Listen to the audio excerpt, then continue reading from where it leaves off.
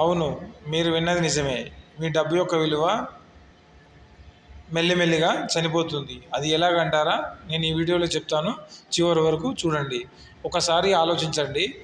మీరు మీ చిన్నతనంలో ఒక చాక్లెట్ కొనాలంటే ₹1 ఖర్చు చేస్తే సరిపోతుంది. ఈరోజు అదే చాక్లెట్ను మీరు తినాలంటే ₹10 ఖర్చు చేయాల్సి వస్తుంది. దీనినే ధరల పెరుగుదల అంటారు.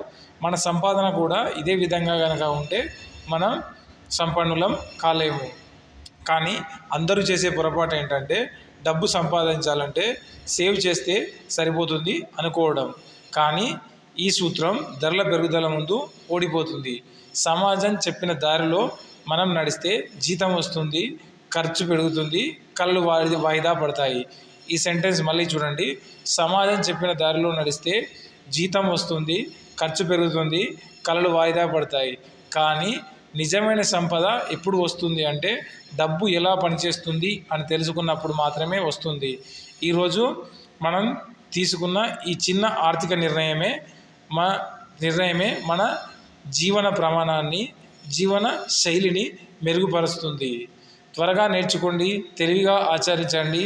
స్కూల్లో నేర్పని ఇటువంటి ఆర్థిక పాఠాల కోసం మన ఛానల్ని సబ్స్క్రైబ్ చేసుకోండి. Hit the like button. Thank you for watching.